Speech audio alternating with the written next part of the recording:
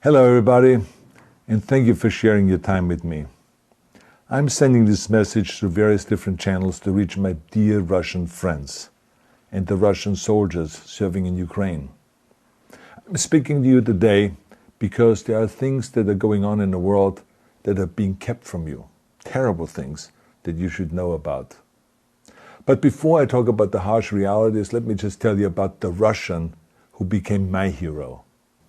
In 1961, when I was 14 years old, a very good friend of mine invited me to come to Vienna and to watch the World Weightlifting Championships. I was in the audience when Yuri Petrovich Vlasov won the World Championship title, becoming the first human being to lift 200 kilograms over his head.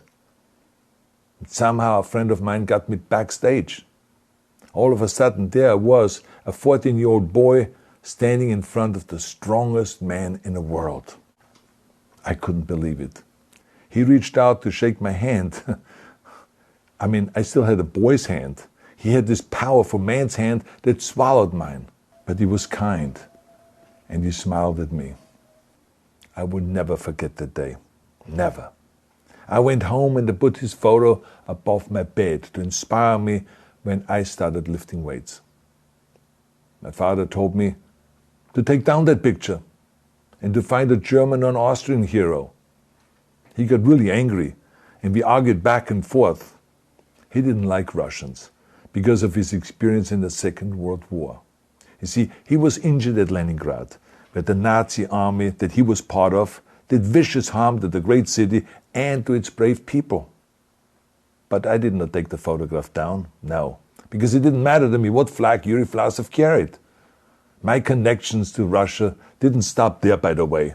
Oh, it actually deepened when I traveled there with bodybuilding and for my movies and met all my Russian fans.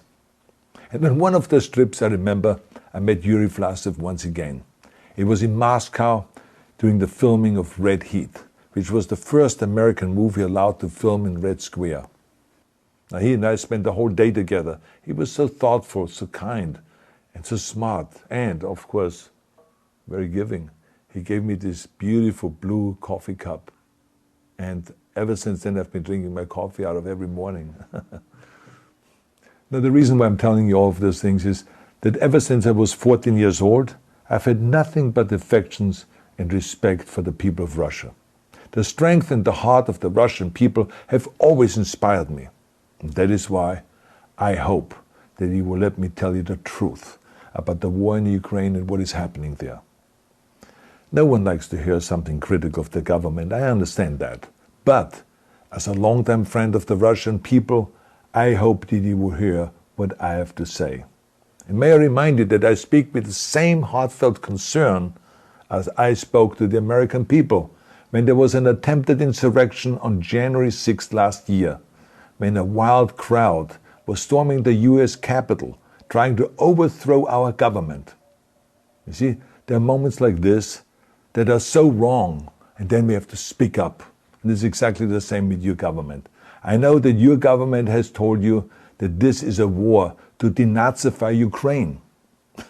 Denazify Ukraine? This is not true. Ukraine is a country with a Jewish president, I might add, whose father's 3 brothers were all murdered by the Nazis. You see, Ukraine did not start this war. Neither did nationalists or Nazis. Those in power in the Kremlin started this war. This is not the Russian people's war. No. As a matter of fact, let me tell you, what you should know is that 141 nations at the UN voted that Russia was the aggressor and called for it to remove its troops immediately. Only 4 countries in the entire world voted with Russia. That is a fact. See, the world has turned against Russia because of its actions in Ukraine. Whole city blocks have been flattened by Russian artillery and bombs, including a children's hospital and a maternity hospital. 3 million Ukrainian refugees, mainly women, children, and elderly, fled their country, and many more are trying to seek to get out. It is a humanitarian crisis. Because of its brutality, Russia is now isolated from the society of nations. You're also not being told the truth about the consequences of this war on Russia itself. I regret to tell you that thousands of Russian soldiers that have been killed. They have been caught between Ukrainians fighting for their homeland and the Russian leadership fighting for conquest. Massive amounts of Russian equipment have been destroyed or abandoned. The destruction that Russian bombs are raining down upon innocent civilians has so outraged the world that the strongest global economic sanctions ever taken have been imposed on your country. Those who don't deserve it on both sides of the war will suffer. The Russian government has lied not only to the citizens, but to its soldiers. Some of the soldiers were told they were going to fight Nazis. Some were told that the Ukrainian people would greet them like heroes. And some were told that they were simply going on exercise. They didn't even know that they were going into war. And some were told that they were there to protect ethnic Russians in Ukraine. None of this is true. The fact is that Russian soldiers have faced fierce resistance from the Ukrainians who want to protect their families and their country. When I see babies being pulled out of ruins, I think that I'm watching a documentary about the horrors of the Second World War, not the news of the day. Now let me tell you, when my father arrived in Leningrad, he was all pumped up on the lies of his government. And when he left Leningrad, he was broken, physically and mentally. He lived the rest of his life in pain. Pain from a broken back, pain from the shrapnel that always reminded him of these terrible years, and pain from the guilt that he felt. To the Russian soldiers listening to this broadcast, you already know much of the truth that I've been speaking. You have seen it with your own eyes. I don't want you to be broken like my father. This is not the war to defend Russia that your grandfathers or your great-grandfathers fought. This is an illegal war.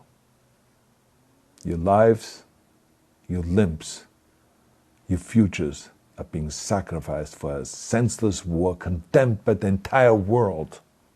Now, to those in power in the Kremlin, let me just ask you, why would you sacrifice those young men for your own ambitions?